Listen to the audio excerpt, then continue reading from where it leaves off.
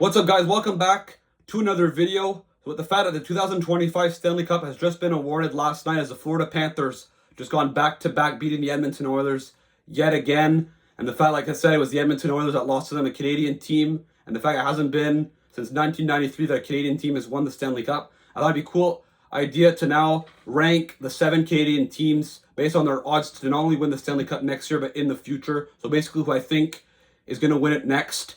Obviously, as we all know, the Leafs, the Canadiens, the Senators in the Eastern Conference, and in the Western Conference, the Canucks, the Flames, the Oilers, and the Jets. So let's get started, starting with number 7.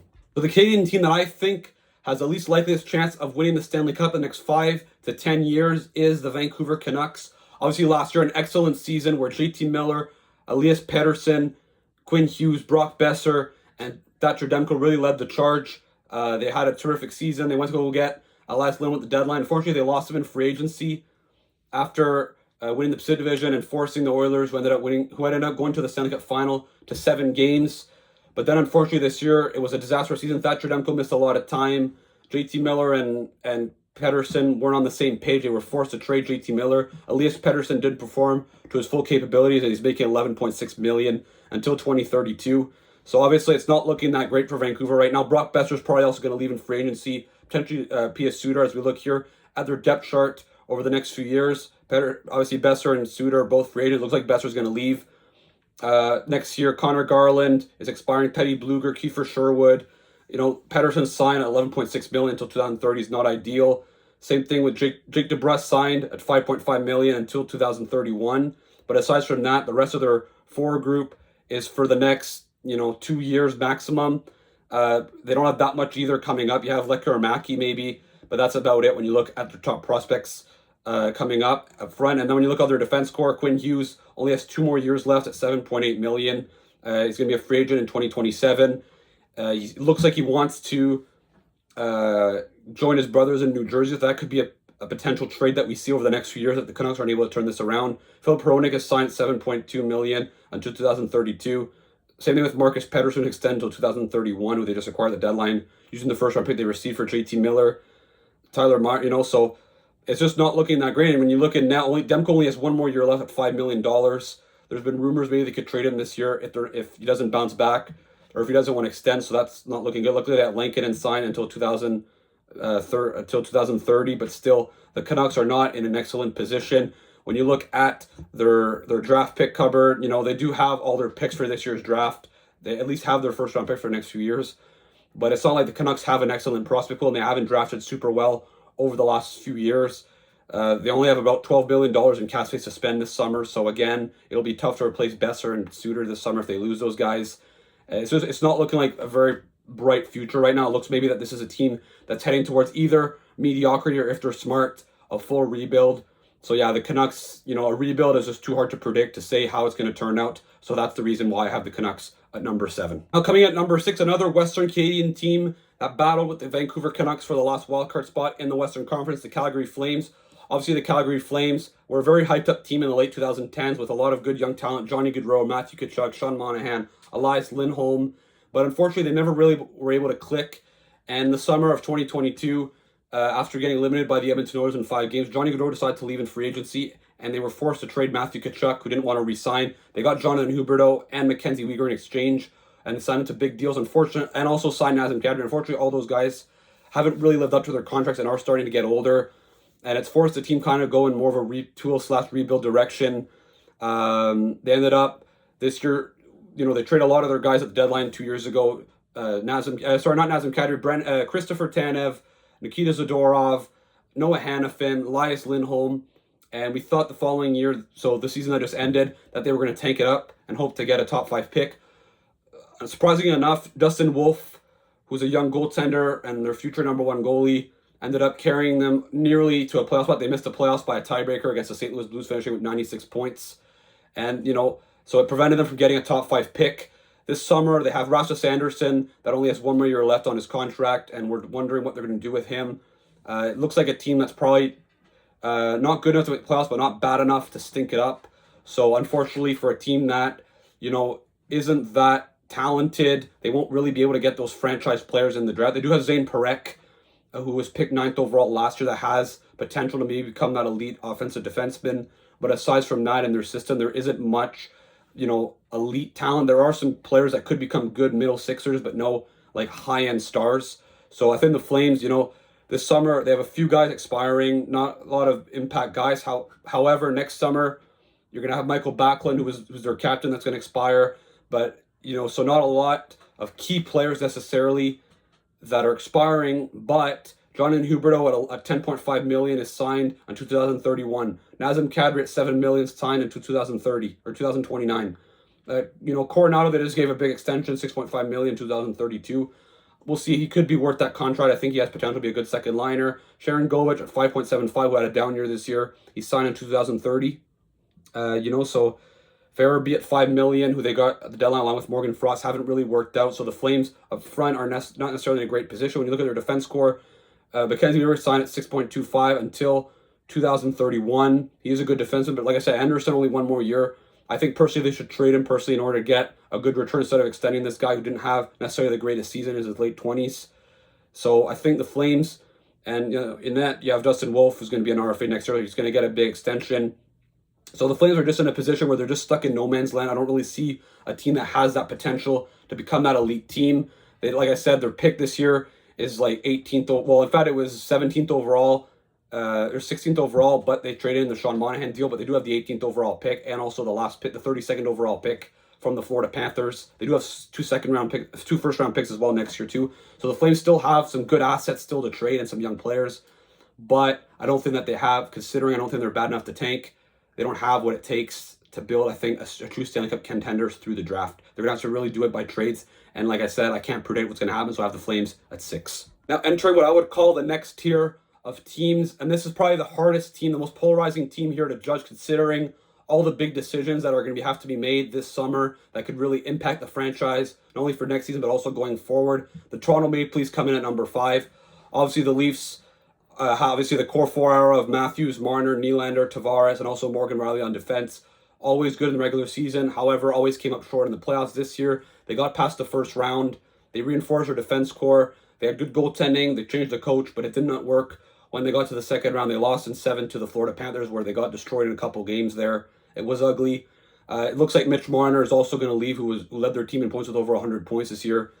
He's probably going to leave. John Tavares, even though he frees up $11 million, we'll see what they do with him, because once again, he's another guy that contributed big time, got a lot of points. So like I said, those are 2 of their top 4 forwards. Luckily for them, Matthew Knies had a breakout year. But, they only have 8 forwards signed for next season, with Pacioretty, Tavares, Marner, Lawrence, Holmberg, Robertson. Also, Matthew Knies is going to have to get a big extension as well. I suspect he'll probably get around, depending if it's a bridge deal or a long-term deal, he could get around $7 million. So that makes some big money. Austin Matthews, $13.25 million for the until 2028. William Nylander at $11.5 million signed until 2032. But the rest of the team is pretty much all signed in the short term. When you look at their defense core, who they brought in a lot of older defensemen there to help, not guide the young guys. They don't have a lot of young guys, but to stabilize their defense core. Morgan Rielly signed into 2030 at $7.5 million. He's a guy that is regressing offensively and never was the greatest defensive defenseman either. So that's a guy that maybe they're going to look to trade. Jake McCabe is signed until 2030. Same thing with Chris Tanev is also signed until 2030 at $4.5 million, a big free agent signing last summer, who really helped in the short term, but he is like 35 years old, so that could really age poorly. Ekman Larsson, $3.5 million for another 3 years. Brendan Carlo, who they got the deadline from Boston, is signed for the next 2 years. So Toronto's really in win now mode. They also have Joseph Wall as well, who's signed until 2028. And Anthony Stolarz at $2.5 million, who was excellent for them this year, is only signed for 1 more year. So Toronto is kind of in a tough position where they have a team that is really good in the regular season that can compete. However, come playoff time, they have some hard times. They have some older players. A lot of their top guys are getting older slowly, and they don't really have that elite offensive defenseman, that true number 1 defenseman. If they lose Marner, that's a 100-point guy that they're losing. They want to get grittier. There's been rumors of Sam Bennett. It looks like Sam Bennett's most likely going to resign in Florida, so that takes a guy off their list. It's not looking that great. They don't have a lot of prospects either. Aside from Easton Cowan, their prospect cupboard is pretty empty. They don't have a first-round pick for the next 3 drafts. So it's going to have to be done this summer. We'll see what Brad Treliving is able to cook up this summer, but they only have $25 million to cap space, yes, but with a lot of guys that are coming off the books that are key players. So it'll be interesting to see what happens, but it's not looking super positive with the Leafs in order to win the Stanley Cup. It could happen. They do have the talent to do it, more confident in them than Vancouver and Calgary. But again, with the teams ahead of them, I have a bit more faith, especially too, that the Leafs have this reputation of choking. Next up, the Leafs' provincial rival and the team that they knocked out in the first round, the Ottawa Senators. Obviously, the Senators have been in a rebuild for quite some time, since basically their run to the conference final where they lost in 7 games to Pittsburgh in double overtime thanks to a goal by Chris Kunitz. However, they finally made the playoffs this year after having some disappointing misses over the last 2 or 3 years. They finally addressed their goaltending, getting Linus Ullmark. A lot of their young guys took big steps. Stützle, Tkachuk, Sanderson emerging as stars. They traded at the deadline Josh Norris away for Dylan Cousins, who I think, considering Josh Norris' injury history, I think was a smart move. However, unfortunately, the Senators are in a position, though, where they've been rebuilding for a long time. They do have some young talent. However, their prospect pool is pretty bare. Aside from Carter Yakimchuk, who they picked 7th overall last year, there isn't that much coming up. I do have Merrill as well that could maybe become a future starter, but that's about it. Obviously, drafting Tyler Boucher at 10th overall in 2021 hurts a lot. Trading away a 7th overall pick for Alex DeBrincat, who only lasted 1 year there, also hurts. Same thing with also trading a 12th overall pick for Jacob Chikrin, also didn't last long in Ottawa.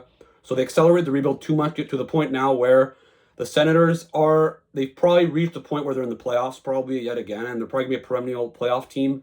However, I don't think they have the depth in-house to become that true Stanley Cup champion. They look like a team that's trying to copy sort of the Florida Panthers play style, but I don't think that they have what it takes to get to that level unless they do like Bill Zito did and make so many big trades and bring in guys that fit perfectly in the system. So we'll see what they can do. They don't have that many guys to re-sign this summer. They have Claude Giroux that's expiring, that are key players. You know, Anton Forsberg as well, their backup. They're going to have Merrill that's probably going to be there next year. A lot of their core members already signed long-term. Tim Stützle, 8.35, signed until 2031. Brady Tkachuk at $8.2 million, signed until 2028. Dylan Cousins, and I think, you know, Brady Tkachuk, there were rumors maybe he'd want to get traded if they didn't make the playoffs. I think now that they made the playoffs, he's probably going to want to stay. We'll see. He is the captain of the team, however. Dylan Cousins, $7.1 million, took a chance with him, signed until 2030. Drake Batherson, $4.95, he signed until 2027. He's going to get a big raise probably after that. But aside from that, like, Ridley Gregg's also an effective player, signed $3.25 until 2029. On defense, Sanderson is signed $8.05 million into 2032. Tomas Chabot signed $8 million in 2028. So the core is signed up in Ottawa, and also Linus Ullmark at $8.25 million until 2029 as well. So the core is locked up, but I still think there's still some more work to do around the edges there to really get this team to another level. I do think they've gotten to the point where they're a playoff caliber team, but I don't think that they have what it takes to get to that next level unless they make some big trades.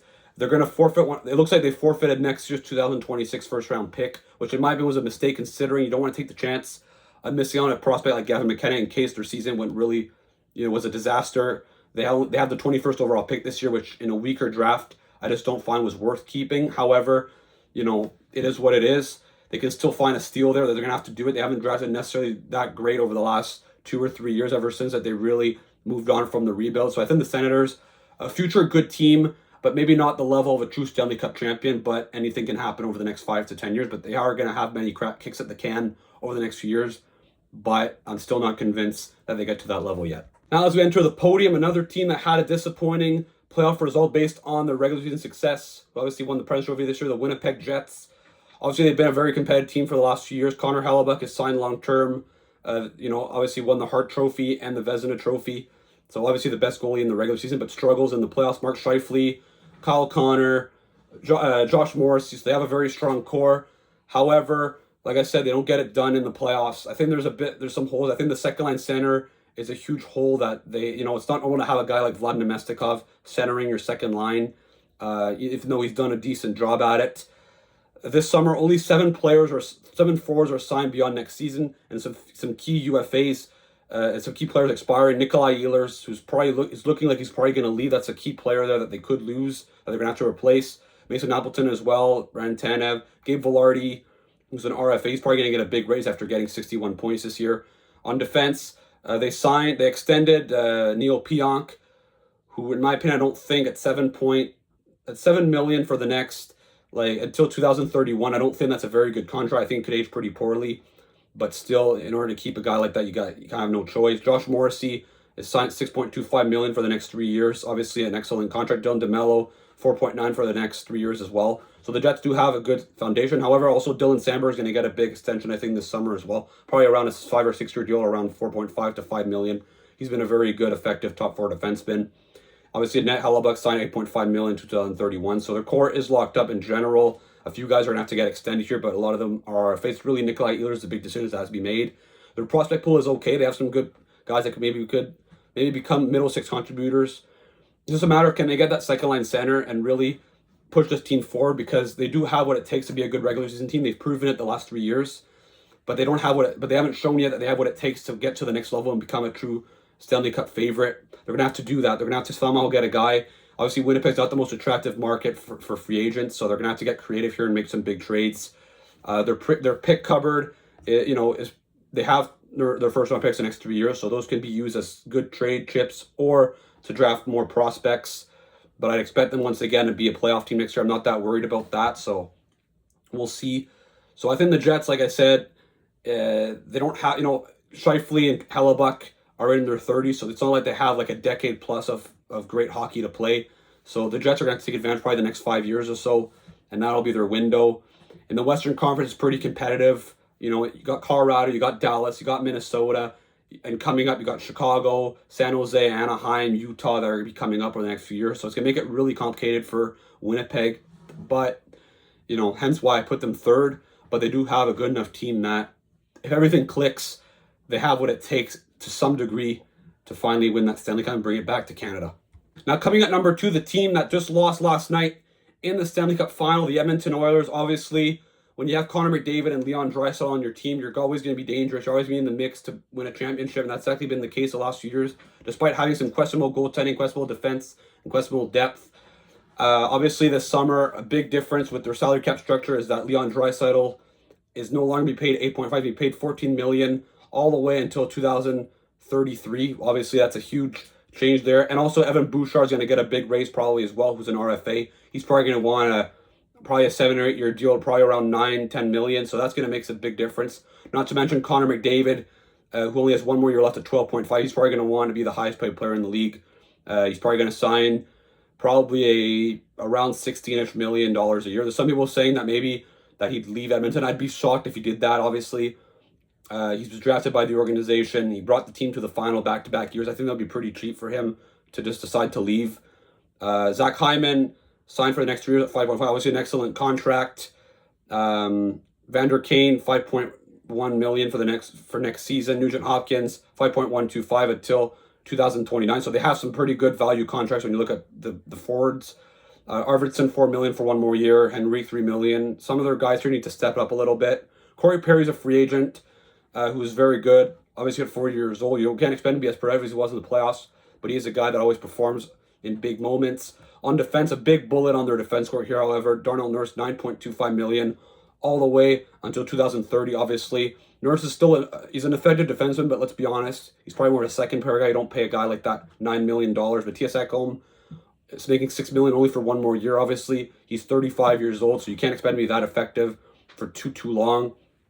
Jake Walton, they got the deadline last year. Brett Kulak only signed for 1 more year. So yeah, the Oilers and Stuart Skinner and Calvin Pickard are signed each for 1 more year. So the Oilers are kind of in position where with their core right now, it's like probably 1 more crack at it maybe before McDavid gets his big extension, because after that, the Oilers are going to really have a near impossible cap structure there. They have some guys that are getting older as well. So it's not looking necessarily that great. They don't have a first-round pick the next 2 drafts either. Obviously, one of their first-round picks that they used was they traded it away to move up and draft Sam O'Reilly, who I don't really think was worth doing, considering that they could use that on getting an asset to go, a player that can make an impact. The 2026 first-round pick was used to go get Jake Wallman, who's been a good fit. They only have about $11 million to spend this summer, but like I said, Bouchard's going to get a big raise, so it's going to bring that down as well. So the Oilers are kind of stuck where they are with the team that they have. Maybe in the next few years, as some of their guys, their other contracts come off the books, maybe they can get another chance with a somewhat different core. Obviously, you keep McDavid, you keep Draisaitl, you keep Bouchard there, but with a different supporting cast, but it's not looking necessarily that great over the next few years. I think they really missed out on their best opportunity probably with this core. Could they get another chance again? Sure. In the Western Conference, I probably think they're probably still the best team in the Western Conference, at least right now, before all the other teams make their offseason moves. Even if they lose a few guys, they just keep winning. So I think the Oilers are still a dangerous team. They could very well win a Stanley Cup, but it'll be the path to do it is going to be very tough, especially that if they get out of the West, they might have to play Florida yet again. And I think the last 2 years have shown that they're not the level of the Florida Panthers. Finally, coming in at number 1, my favorite team, the Montreal Canadiens. Obviously, are the Montreal Canadiens going to win the Stanley Cup in 2026? Probably not, I would say. Obviously, anything's possible in hockey, right? But, you know, it's still a young team. They made their first run at the playoffs this year. They lost in 5 games to Washington, putting up an honest effort in the process. Obviously, their general manager, Quinn Hughes, has been very patient with this rebuild. I don't think he's going to accelerate to the point where he's going to sacrifice the future. So I think their odds of them going all in for the playoffs next year are slim, even though their odds of them making the playoffs are still relatively high. But it's a team that's built for the future. Their core, for the most part, is signed up for a pretty long time. Nick Suzuki at 7.875 is signed until 2030. Cole Caulfield at 7.85 until 2031. Juraj Slafkovsky, 7.6 million, signed until 2033. So their first line is signed for at least the next 5-6 years. They do have, however, a lot of players that their contracts are coming off the books. As you can see here, they don't have a lot of cap space to spend this summer, only $6 million. However, next season they're going to have around $47 million. The year after, in 27-28, they're going to have $81 million.